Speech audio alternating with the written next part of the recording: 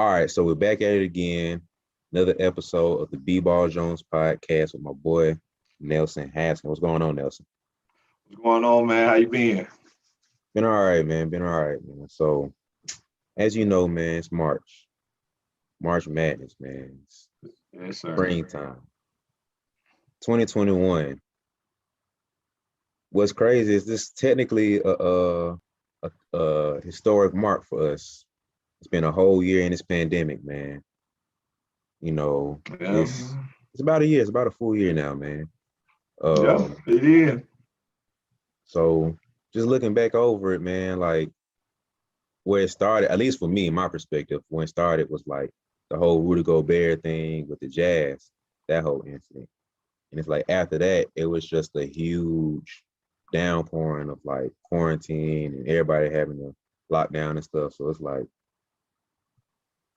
nobody saw that coming and how it would change the landscape. But like, what do you remember from like that whole deal a year ago? Um, so a year ago, I remember. Yeah, I feel like most hoopers, especially really probably athletes in general, but I feel like most hoopers, especially when the Rudy Gobert thing happened, the NBA started shutting down games. That's when it kind of got real for us. Like, Yeah, oh, okay, the NBA shutting down. It must be serious because you remember at first everybody was kind of like, I don't know how serious it is. So a couple people getting sick, whatever. But so like in the beginning, we was like, we probably just, we probably shut down for a little while, yeah, and then we'll get back at it, 2 weeks from now.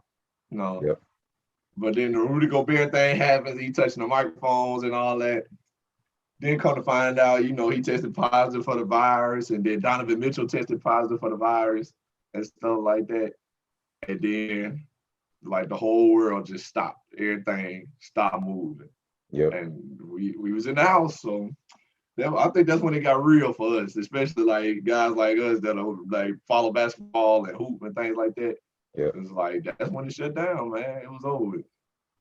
Yeah, and it's just kind of weird overall because it's like nobody knew what to expect. Like this is a very brand new thing to everybody, no matter what. And it's like everywhere, all over social media, it's just like nobody knew what to expect. You see some one person saying one thing, somebody else saying another thing, and like even doctors didn't know what to do. Like they were contradicting each other, making it seem like oh, I'm the expert here, and this is what's gonna happen. This is what we should do. No, I'm the expert, and this is what we should do. And it's like at that point, I was done. Like I'm just wait out for a minute and see what's gonna happen Right. because It's like I don't know. So y'all arguing. I'm gonna let y'all figure that out. and like we supposed to lean on y'all, but y'all don't even know. So at that point, I was just like, wow, like this is wild. Like I have no clue what to expect right now because it's like you trying to lean on a doctor, a knee specialist about what's going on with your knee. You go another knee specialist saying it's the opposite thing. It's like, okay, now, like I don't know what to do now. So it's like What having a am I supposed to professional, think? exactly. So having the professionals at that level talk about the whole COVID situation like that was just like pretty much left everybody dumbfounded. And so, like you said, we had the whole deal with Rudy Gobert, and from our view of it, it's like that's the beginning of the whole lockdown and stuff, man. But so it happened in March, at April, May, June. When it start back up, like July? The NBA. Yeah, The bubble started in I want to say started in June, and then finished in like August. and that's crazy to think about. So it's like right around the time when we used to it finishing, it's starting back up for us. Right, because the Like finals are in June. And they exactly. So you starting they restarting the season in the finals time. exactly. So you have like it usually goes no deeper in like the second week of June, maybe. Right. And that's about the time when it started back up with the whole bubble. So they had what a month of like a regular season play or the play in stuff. Right. And they got right into the playoffs and everything. And it's like that was a really interesting thing. But at the same time, I'm trying to keep it in order. But during that time too, we had a lot of social issues with Black Lives Matter, come back front page again. And to keep it not too political, but within the realm of what we're talking about, you had a lot of athletes and everything speaking up a little bit more, the protests and everything going on with athletes. And I feel like that was a real interesting time too, and how everybody's perspective on that was played out. Because you had one side of it saying um, they should use that platform to, like you're front and center right now, because everybody's at home. We're not doing anything for real. So it's like that's a perfect platform, perfect chance to use to highlight our issues and everything. You got the other side saying, well, no, because that's a distraction from the issues that they have, and all they're doing is just using it as entertainment and escape from the life. You know what I mean? And I just kind of want to see what your thoughts on that were. Like, how did you feel when it came to that thought? I thought that the what the players did was definitely kind of needed. I think their voice and their platform, especially guys like LeBron James and Shaquille O'Neal, Dwayne Wade, guys that we just know that are like household names. Mhm.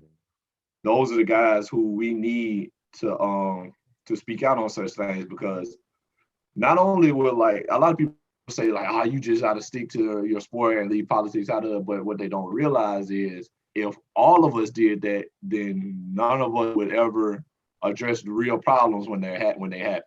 Yeah, So like if someone was to tell me to stick to being in school rather than speaking out on political issues or social injustice, a lot of problems would never get solved. Because if we just turn a blind eye to those things, then they'll just continue to happen. yeah, So I think what the players did was definitely needed. And then we got to see players, we got to see pictures of players out protesting like Russell Westbrook and Jaylen Brown, Kyrie Irving. We saw those guys out there amongst the people, like protesting. And yeah, I think people underestimate seeing familiar faces, famous familiar faces, protesting with normal, everyday people, just protesting. We all protesting for the same thing, working towards the same goal. People underestimate the power of that, because if I'm a fan of Kyrie Irving or Russell Westbrook and I see them, then they inadvertently have give me, not only do they shed light on the situation for me, they have also given me a feeling like, okay, I also need to be helping. I mean, this is my favorite player, and this is a serious issue. And if it's so serious that even he, as a basketball player who didn't have to do this, because obviously all these players, they make money, they do well, they got their own families, their own lives, they don't have to do none of this. Like, they could just be cool about it, stay in their house and protect themselves, and act like nothing going on, and nobody would yeah, judge them for that, because that's their right. But they choose to put that to the side to stand up for something bigger than themselves. So that lets me know, as a regular everyday person who isn't famous or who isn't rich, I can also make a difference by being out there. So I think what the players did was definitely necessary. yeah. I feel that. Like at first, like the whole, I won't say the whole face of, but like the main person that became like the poster child of not doing it was Kyrie. Like he was saying, he was on that side of like, it's basically a distraction from the real issues. You know what I mean? Like I get he like completely understood where everybody was coming from with that. And it's like, yes, we should do something, but I feel like this is going to be more of a show rather than us actually doing something to bring change. I feel like it would have been more effective for everybody just to like basically protest the NBA and say, no, we're not coming back, and then really get some change, get some things done. And I feel like that's kind of the side I was pushing to initially, to where it's like most people are telling you shut up and dribble. And so by you coming back and playing, you're satisfying that person. You know what I mean? It's like, okay, I get to see basketball again. That's all I care about. I don't care about your political issues. I don't care about your personal issues. I don't care about none of this stuff. I just want to see you play basketball. And I felt like by going back out there, you're giving that type of people, that type of person, you're giving them what they want. But I wasn't completely opposed to playing, but I just wanted to have understanding of like what the plan was going to be. And as they, start talking about a little bit more, and as you started, the first couple of games and everything, I was like, okay, like they made it to where it's unavoidable. Like throughout this whole bubble, like pretty much every other commercial was talking about something with it, all over the court, all over the floor, like all over. Anything you saw had something to deal with the political civil rights issue, you know. And I feel like that made it, well, I felt a little more comfortable with it. And we hit a pocket within it, at least me personally, we hit a pocket within it where it felt like the political issues slowed down and the basketball became the forefront. But as soon as that happened, it's like, I promise, like a week later, maybe a whole nother incident happened. And that's when you had, yeah, that's when you had the Bucks players sit out that game. Right. Like as soon as that happened, boom, we got a reminder of like why they're here. And that's when you had LeBron speak out and say, yo, I don't feel comfortable right now because we over here in this bubble and we still have issues going on. And that's when we actually got changes done to where they had the they had something changed to polling places and just basically the arenas being opened up to more political sites and everything as far as voting and stuff. And that was a real interesting time too, man, because I felt like it's been shut back down again. Because I didn't feel like the people who had the power to make a change were gonna let things happen. It's gonna be, all right, that's cute or whatever, but I'm not gonna do these things that y'all want. But they end up changing some things and getting some things done, which I felt like was very important and needed. But I feel like overall the NBA bubble, as far as that whole end of it, was a very impactful thing.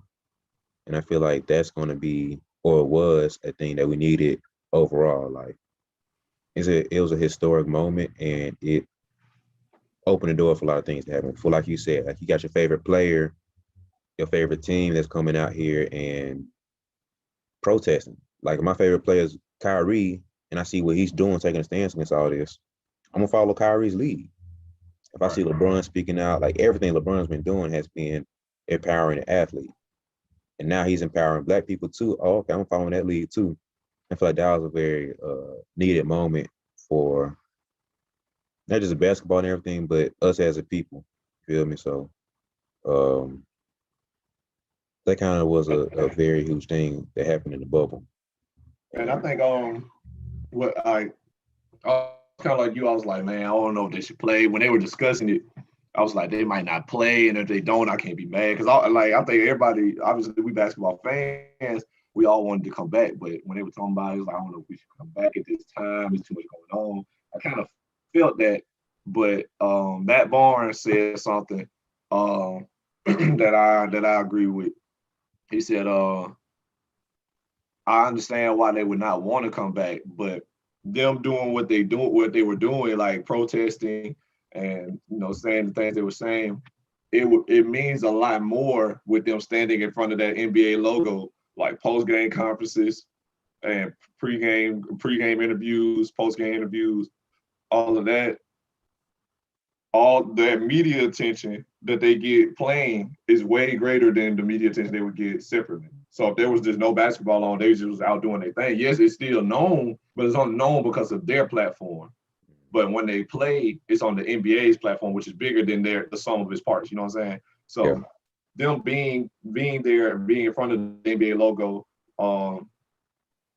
gives them a little more power because now what they say ends up on SportsCenter, what they say ends up on Bleacher Report, what they say ends up on Overtime, stuff like that, and then it becomes a little more unavoidable.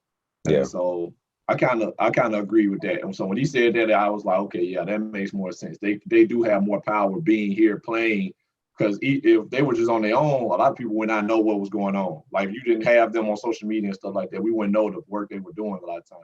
But when they play and I watch them play, I see that. I know that now. Like I can't avoid it. Yeah, I remember that when he said that, and just like you, that changed my perspective on it. And then another thing that happened was it gave certain players that platform that they wanted. Like you said, if I don't follow Jaylen Brown, for instance, the average fan might know who he is, but not really know him like that. Like Jaylen Brown's a very smart dude. Like the dude went to Cal. Like Cal's not an easy school to get in, and he got in for academics too. Like very smart dude, brilliant. And like people don't know that mentally he's there. Like he's able to talk that level of talk when it comes to politics. And giving somebody like a George Hill a spotlight, like the average player that most fans wouldn't know, they don't know how smart they are when it comes to politics. They don't know that these guys, like you said, it's more to these people than just basketball. And so outside of LeBron, Luka, Giannis, Dame, you know what I mean, the household names, the role player that isn't as known won't have the same platform. But because I'm so busy with my personal life being the superstar of the team, I might not be the most informed just because that's not where I come from. But because I'm a role player and I do understand more, I'm able to speak out because I have this platform. And I feel like that's the most powerful thing that happened with that too. So you have somebody who doesn't fully understand, but I have the microphone in my face versus who does fully understand, don't have the microphone in the face. And it's like, now maybe I'm over here to partner with you to where we have this platform together, and I'm over here with your face. I got the NBA logo, I got LeBron on my other side, and now we got the information behind it. I feel like that was the most powerful thing behind all of that, which led to some things that you saw happen. So like, I think that was a dope thing to happen, and I feel like that was a needed time, man. So, anything else you want to say on that? That's about it for me right there. All right, so let's get to the actual basketball, man. Like the NBA bubble, man. That was for me personally. That was some fun basketball to watch. Hey, bubble basketball was crazy. Like that remember TJ Warren? Oh, he went stupid. Like the back-to-back 40s and 50s. I was like, now I ain't gonna lie. When TJ Warren started going crazy, that's when I started getting skeptical. I was like, the bubble, it must be a lot easier in the bubble. Like, it's gotta be. And people were saying, oh, it's easier because the gym is smaller, the depth perception and all that, yada yada, it makes it easier to shoot. And I was like, that might be true, but to this extent, to where he could just go off of 40, a guy not even averaging 20 points a game at the time, to have multiple 40-point games, that's the difference of being in the NBA arena and the bubble. Yeah. Like, I don't know, man. I just don't know. Like, I really part of me want to be in the arena so I can see what it actually feels like. Because it was just so many like crazy performances. TJ Warren, Devin Booker. We had Donovan Mitchell and Jamal Murray go at it. I was like, bro, what is happening? Like, I don't know, bro. It was crazy. What did you think about it, though? So I feel like part of me was a little upset. The only thing I'll say I was upset about was that certain people weren't allowed to get in the bubble that I wanted to see get off. Because that's a whole different environment. So like you were saying, like I saw a couple people, like former players, talking about how it was an AAU field / just hooping in the open court type vibe. Like there are no fans, you ain't got nobody yelling at you, and it's a whole different vibe. Because think about it, you coming from like college ball, like you coming from class or whatever, and you going hoop in the gym. Straight to the gym. So you leaving your hotel room, go straight to the gym and hoop. As soon as you get done, what you doing? Back to your room again. And that's it. And they weren't allowed to go nowhere. They had like a players' lounge, they said. But other than that, they couldn't go nowhere, couldn't leave the campus, couldn't do nothing. Yep. Just like college almost. I mean, but in college, obviously you could leave, but if you was not able to leave your college campus, it'd be the same thing. Yeah. So it's like that AU vibe comes in right there. And so with that, I would like to have seen certain people in a bubble, just like Devin Booker. He went stupid in that environment. I would like to have seen Trae Young get off in there. Tell him what he would have did. Oh, yeah, true. So it's like certain plays I wish we could have saw in the bubble, just for like, part of it was like, again, the respect type of thing, but part of it just the fun of seeing them get off like that. But let's target specifically on how the crowd kind of affected everything. Like you kind of touched on it with TJ Warren getting off. And I feel like there's a good and a bad to not having a fan. So you got certain players who like don't get up when a fan, like somebody talks crazy to you. Some players shut down, just like, dang, bro, why you got to talk about me? Like, I'm just trying to play They kind of basketball. get out the element. Exactly. Then you got other people who like I remember seeing this clip last week, I think of D Wade when he was in Utah, I think. Some fan talking crazy to him. Like, this is when Wade was still hooping, like prime, not prime Wade, but like around the LeBron era. He was still hooping. Fan talking crazy to him. He went off like the last 2 minutes went stupid, going back and forth with the fan. You can't have that during the bubble. You missed that. You can't. You And then gotta some rely. guys do better. Like Exactly. So it's like you got somebody talking crazy to you. Why are you talking to me? Like I'm LeBron James. All right, chill out. Give me the ball. Then somebody's gonna drop 30 points in 2 minutes. Something stupid like that happens. Then you got the other player who's like, sheesh, all this adrenaline rushing, like it's too much for me right now. And it's like, bang, he's done. Instead of him averaging 20, he only averaging 10 because he can't function like pressure that. get to him. The pressure get to him. So it's like you got, I think D Wade said that he's like certain people can't handle that. And so with that not being there, you see a TJ Warren getting off of 40 back to back because it's just hooping to him. It's literally going back to AAU or open gym type vibe. And it's like at the same time, I forgot who said it, but there's like expect to see AAU type vibes as far as no defense. Cause like you just got from a huge 4-month layoff, 5-month layoff. I don't remember how many months. Because you got too many months off. Yeah, so let's take 3-4 months of a layoff. I'm not gonna try to play defense and get my hamstring strain and all this other stuff. I'm playing good enough defense to where it look like I'm playing defense at least. But if I'll make it a little tough on you. Yeah. But if you got a bucket, okay, I'm gonna go get a bucket on the other end. That's basically how the mindset was. Because in AAU, most teams ain't playing defense like that for real. You're trying to show off the Kyrie package, break somebody's ankles, splash him in the face like Dame or Steph. You're trying to have the nice little lay or a dunk. It's an all-star game with better defense, basically. But when the playoffs started, like when they started the playoffs, that was like it got real, and guys was trying to guard, and guys was scoring on that. It did not matter.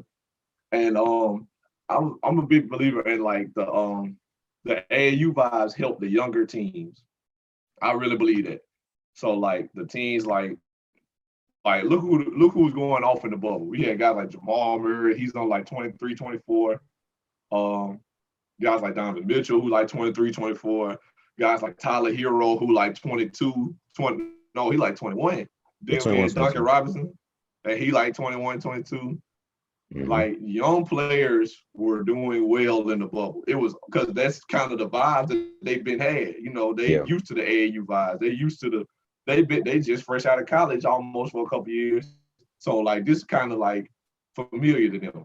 But the older guys, like older teams, like you didn't see LeBron go off of 40 in the bubble. You didn't see Kawhi go off of 40 in the bubble or PG. You see actually the Clippers, how they imploded in the bubble, lets you know that the veteran teams, this was not them. Yeah. Because they've been in the league 8-9 years. They used to the pressure. They used to the playoffs with the fans talking crazy. They used to the added element of people being in the gym and the pressure of playing and stuff like that. And then now it's like it's relaxed in here. Like everything is like a lot of them couldn't vibe with that, you know. And a lot of basketball is mostly about rhythm. Like I got to get in my rhythm. And so if the element of the game is off, to me, it's hard to get in that rhythm. And that's when you see guys like PG go whatever he was in the fourth quarter, like 2 for 14 or whatever for the game in Game 7. And Kawhi Leonard do the same thing. And that's when you see the veteran guys could not keep it going because this is just not the element they play in. And so the young guys who only been in the league 3-4 years, they like, oh man, this is like AAU, and they ready to play. And so we got to really see that on full display. Like the guys who were comfortable in the bubble, you saw it. Like it's nothing to them. And then the guys that's used to being in arenas with fans and all this extra attention and stuff like that, they couldn't really do it. And I think Vet's bad about off the court habits too. Like I like to go eat this meal before this game. I like to go see my mama. I go to so and so house. I do this. I do that before games. Now it's like, oh, I'm sitting in the room, and then I'm gonna go see the trainer, Yeah. and then I'm gonna try to hoop. Like that's Yeah. it. Like that's your routine. So I think the older guys in the league, if you've been in the league more than 5 years, I think it was kind of a hindrance to you in that way for a lot of guys. But the young guys, they're like, we just wake up and hoop. All right, Yeah. say no more. I think that was like a huge thing too, because like you said, you ain't see no vets really getting off for real. I think part of that was them feeling like it's basically a preseason for me. Like you already solidified in the playoffs, you know your spot is. Even if you drop a spot or two, it's not that deep because who cares? I'm hooping in the We same just place. playing for seeding right now. Exactly. So it's like, depending on the team you have and the matches you have, I mean, matches are everything in the playoffs. But at the same time, it's like some teams were fighting for the home court advantage, but there is no such thing as home court advantage now. So it's like, right, that threw a lot of people off too. I that's a think, like, huge well, thing. not threw a lot of people off, but it was a advantage for everybody. Yeah. So it's like you got those, like you said, the younger teams, younger players. It's like, oh snap, we have to go play where? Oh, we got to play Staples Center. Oh, you got Halle Berry right there, Denzel right there.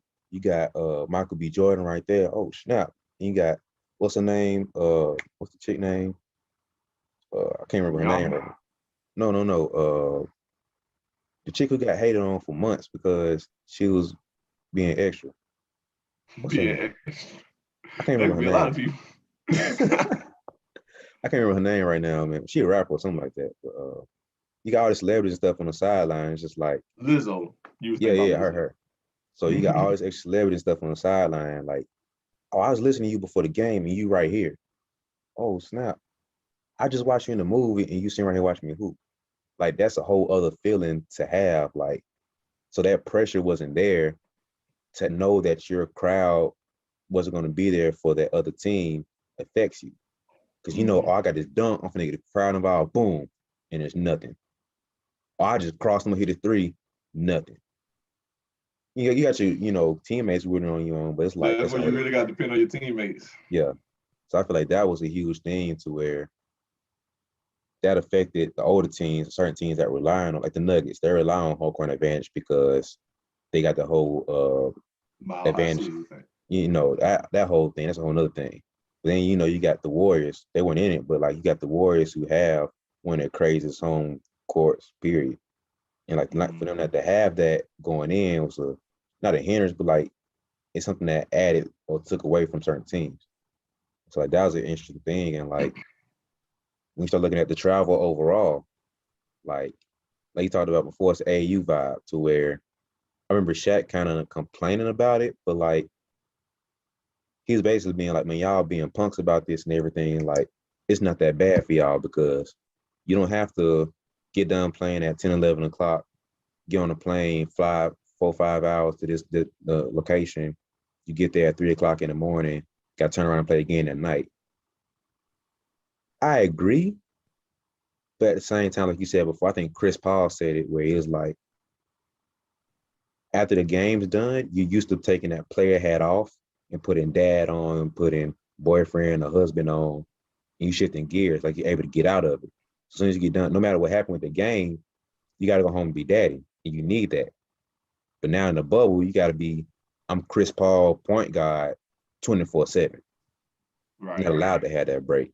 And it's like, going back to Paul George, like that affected his mental too, to where it's like you had a crappy game. All you seen over social media, you got sitting. All you seen is over social media. All you seeing on TV with ESPN and stuff. On top of it, the dude that just dropped 30 on him, I gotta see him again at lunch. Breakfast, lunch, I'm gonna see him later. There's no escaping. So Luke up in here busting my head. I gotta see you all day. I gotta see you all this night, all the next day, and play you again the day after that.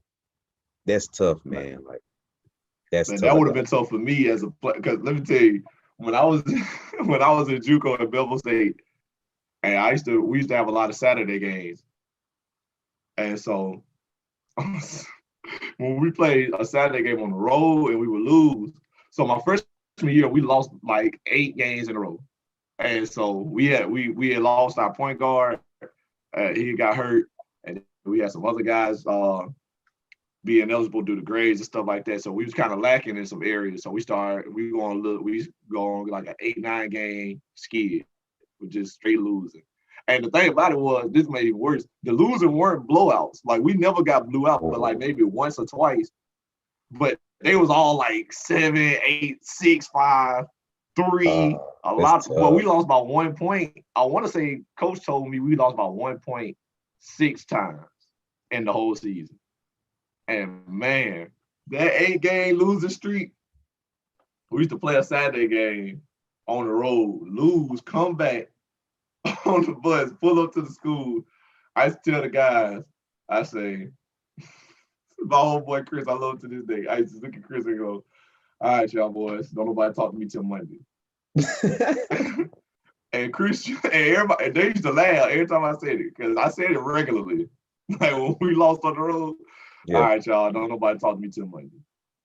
And Chris, one day my teammate Chris said, y'all be laughing. Nelson be dead serious when he say that. I looked at him and said, I'm glad you know. Because I need to leave this alone for a minute, especially when things ain't going right. So I gotta relate to Paul George on that. Like, dang, I have a bad game. I gotta go home and sit in it.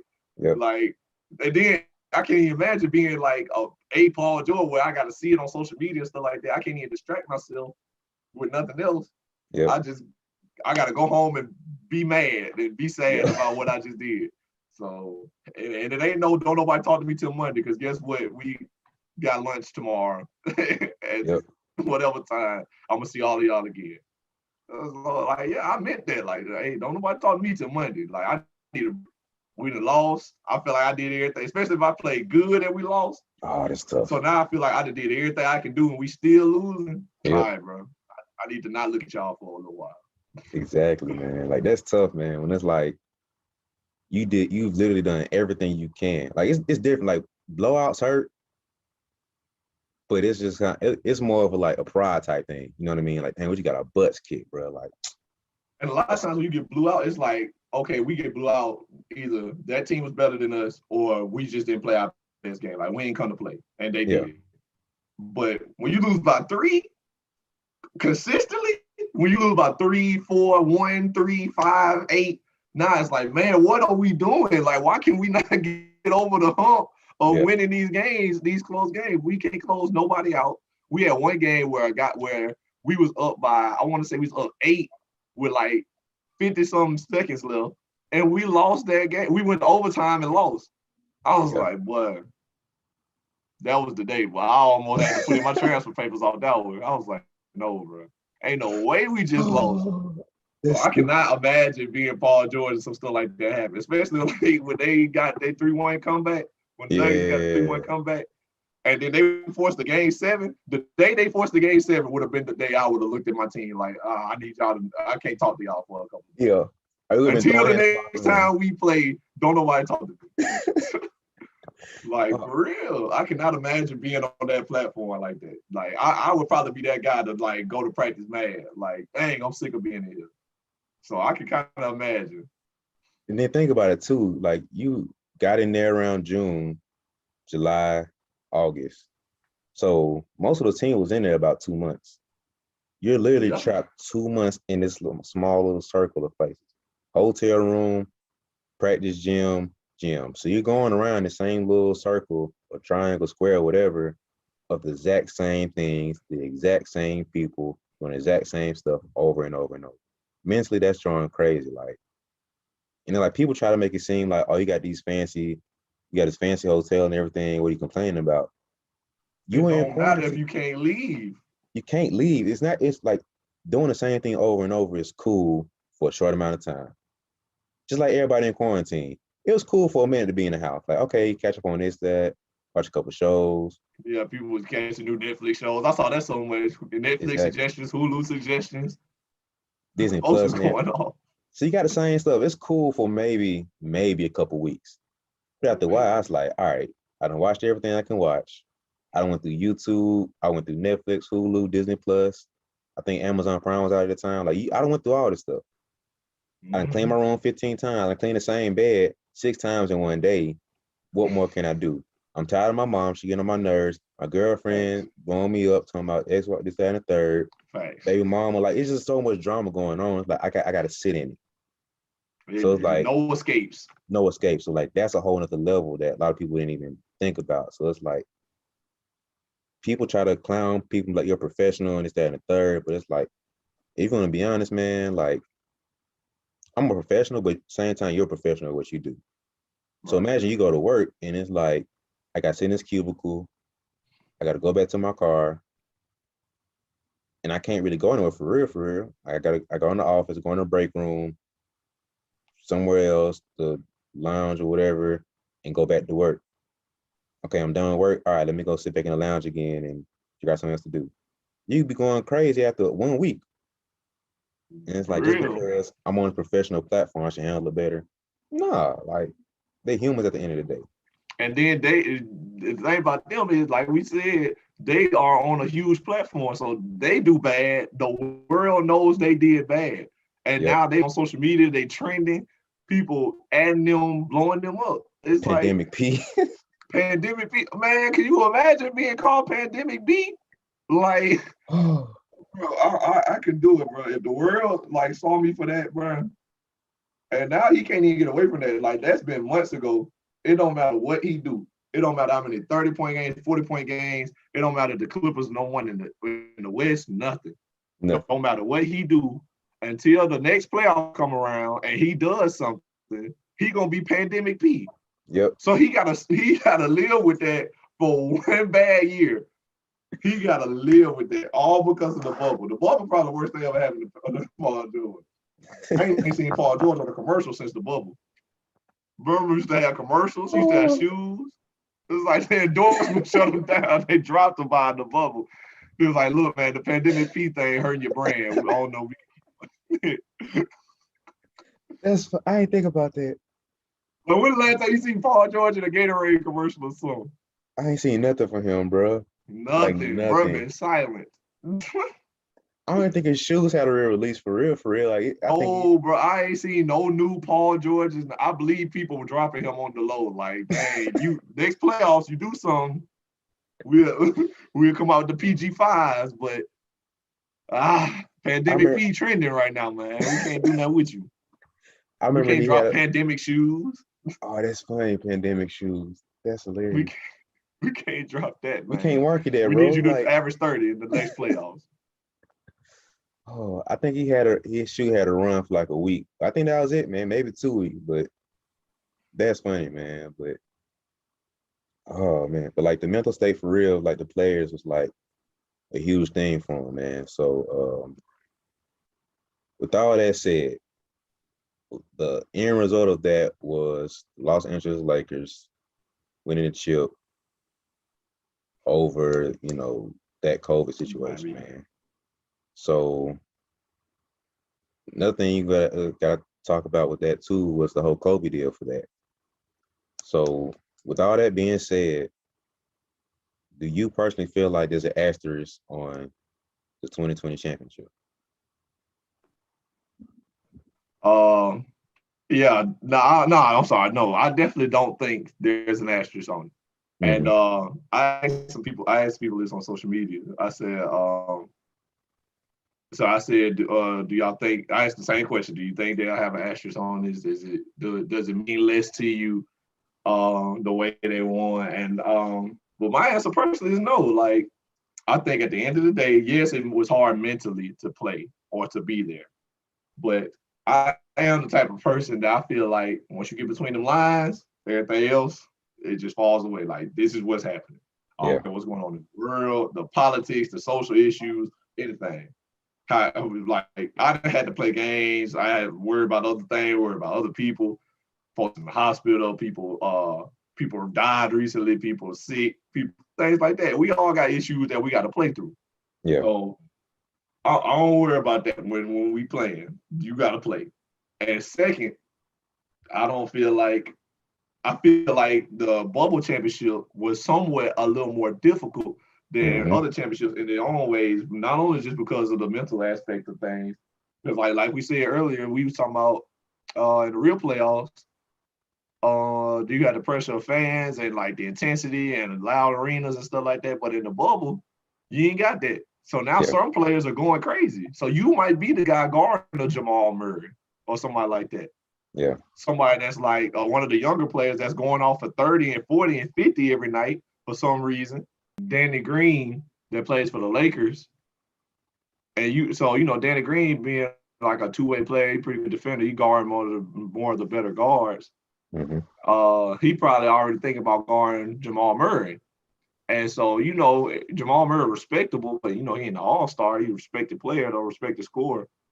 But then you got to watch this man film and realize, like, he just scored 40 the last 3 games and wheeled his team to a 3-1 comeback over the Clippers. And they got Paul George and Kawhi Leonard.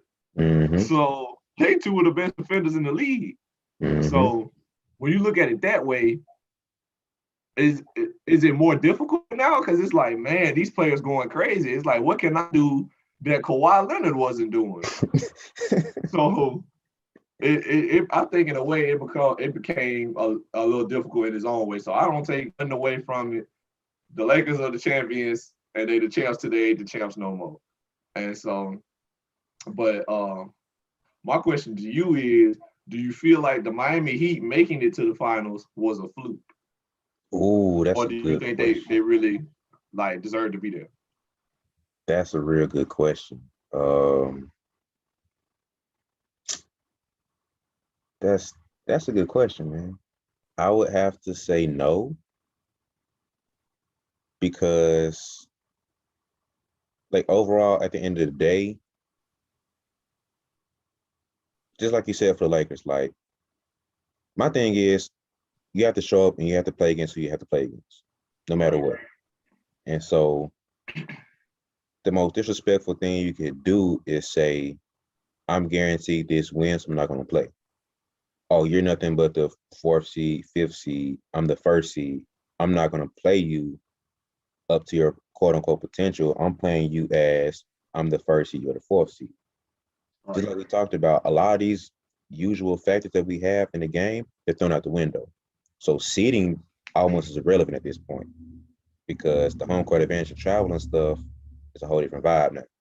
And so by the Heat doing their job and playing who they had to play, I can't fault them for that. Now, granted, were they the most talented team or the best team on paper to come out the East? Of course not. You had at least 3 other teams just off of rankings. They were the 4th seed, right? Right. So you had at least 3 other teams ranked ahead of them. And then you had maybe another team that's probably more talented than them. Like we said earlier, the playoffs come down to matchups. So by them having the best matchup or taking advantage of their matchup, they got there, they did what they were supposed to do. You know what I mean? So I can't fault them and put an asterisk on that because the Celtics failed. That's my team, so that hurts. But the Celtics failed, Philly failed, the Bucks failed. That's your boy team. You know what I mean? So it's like you can't fault them for being the ones that were able to get through the whole situation. Just like you can't fault the Lakers for being the one to show up when it matters most. You know what I mean? So it's like, that's a tough thing to kind of balance between, but it's like, that'd be disrespectful for me to say there's an asterisk on that, on the Heat side, because they showed up when other teams didn't. Like, that's disrespectful to say, like, you can't say that. So I couldn't sit here and feel comfortable by saying there's an asterisk on that. But yeah, I kind of feel the same way, but yeah, I can't put an asterisk on the Miami Heat making it either. I feel like that's kind of messed up. That's unfair for us to be like, oh, the Lakers, deserve to be champions, and then on the other side be like, oh, Miami, that's just a fluke. yeah, That's totally unfair. Yeah. And so, I hate when people take the Skip Bayless approach and be like, well, LeBron avoided all the best competition. He didn't have to play the Clippers. He didn't have to play Kevin Durant. He didn't have to play Giannis Antetokounmpo. He didn't have to play, like, that's the Skip Bayless approach. Yeah. And so, but that's completely undermining the rest of the teams in the league. Like, yep. And to say, like, somebody like saying he didn't have to play the Clippers, The Nuggets beat the Clippers. There was nothing that the Clippers did or that the Nuggets did to cheat the Clippers. Yeah, They beat them 3 yep, games straight. yep, Down 3-1, yep, won 3 games. yep, So you can't be like, oh, he ain't had to play against Kawhi Leonard. Kawhi Leonard ain't had to play against him, evidently. yep. That's how I see it. So I can't take nothing away from either team. I feel like they both deserve to be there. Now this year we might make to the finals. It ain't looking too good for them. Yeah, But there's been plenty of teams that make it to the finals once and then not make it again. So that's yet to be determined. But I can't take nothing away from either team at all. yeah. I like that because like if you take away something from one side, you can't praise the Lakers and condemn the Heat, or you can't praise the Heat and condemn the Lakers. Like we were saying, like you have to play who's in front of you. So now would have been an asterisk if LeBron got his head buzzed by the Nuggets, then would have been an asterisk then. Like you know what I mean? And then every single year we can play the if game. If uh Kyrie and Kevin Love didn't get hurt, do they win that championship? If Draymond gets suspended, do they win that championship? If KD never got hurt, do the Raptors win? If Clay never got hurt, do the Raptors win? You can play There's that a lot game. of what else in league history. You can play that every single year with every single team. Every single year. I don't care. Even the Kobe and Shaq Lakers. If this shot doesn't bounce in this way, no matter how lucky it is, do they win? You can say about the Raptors when Kawhi Leonard shot. That ball If it bounced don't bounce in against Philly, 4 times off the rim, bro. That's a fluke shot. Everyone, honestly, like, is it skilled? Yes, but it's fluke at the same time.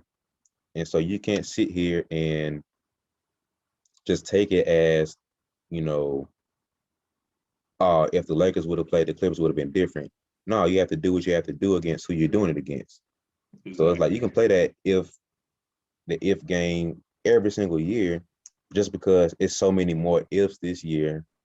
You want to take that away? Like, nah, every single you got ifs. So I feel like that would be disrespectful on all accounts to sit here and be like, well, the Lakers got to play the Heat. They had to play the Nuggets. Like, nah, like you got to play who's in front of you. And so by them playing who played in front of them did the job, they won. Like, can't take that away from them. So even with all the changes that you had within the bubble, I can't see you taking away their shine or like what they accomplished. That's a tough thing for me to accept. So I think the NBA bubble was a overall success, man. I think that the champions, salute to the Lakers, they did what they had to do. So I gotta pay the respect, man. So anything else on that? No, that's it for me. I think it was pretty much a success too. You think they're gonna go back to the bubble for the finals this year? I mean, for the playoffs this year, or you think they'll just try to let the teams travel like they've been traveling? I think they will. I think they'll do a bubble, but I think it'll be a little different. I think it'll be East and Western Conference bubbles rather than just the bubble in general. Yeah. I kind of wanted that anyway, to where there's a whole other topic we can have one day, but like changing the whole playoff format as far as the travel and everything, like taking away the excuses of the rankings and seedings and stuff, and just have like when you change the rankings and stuff, like how people wanted to blend the East and Western Conference, just make it. I think they said 1 through 16, just East and West. No, like there'll be no East and West, just the top 16 teams. Yeah. So it's like I don't agree with all of that, but I think overall there are certain things you can do. And I think that like travel is one of the issues when they said that. Like you don't want to have the number 1 seed Portland Trailblazers playing number 16 seed Miami Heat. Like you're literally going cross country trying to play these two teams. That's a huge travel thing. But to take away that, have a bubble type feel, and overall that negates some things. And then revenue wise, you can split that 50-50. I don't know how you take care of that. I know money's gonna play a huge role in that, but I feel like they should go to some type of bubble format, because it was such a successful thing. And with COVID and everything going, that's a very easy escape to have. I know they've been doing very well with not having that many COVID positive testing going on. I just saw that they had like 2 4 players test positive out of the 400 something players, which is a very successful rate. But you can go back to having 0 if you go back to the bubble, so we'll see, man. But I think that they should go back to the bubble to some extent. But seeing how successful is going, I don't think they will. Just seeing off that, but we'll see, man. I kind of hope they do. Like we just talked about, it was a fun experience to see, and seeing players get off. Now imagine Devin Booker getting off now with Chris Paul. So And they I think ain't they third in the West right now or fourth? I know they're top half. I think they're number 4 I now. want to say they fourth. Cause no, the Lakers third right now, and Utah first, and Clippers. no, the Clippers like fifth. The Clippers lower. So I think it might be Utah, Phoenix, and then the Lakers. Or like Lakers and then the Phoenix. So they top four. I know for sure. So yeah, they'll definitely be fun to see. And then you got the Hawks probably end up being in the playoffs this year. You get to see Trey. You get to see Trey. You get to see Steph going. Like Steph been going stupid. Like Steph in the bubble, boy. I'm mad, bro. Think about the threes and John Damian Lillard here in the bubble. Steph, man, I hope the Warriors and the Trailblazers got the series, man. Oh my God, that'd be so fun to watch.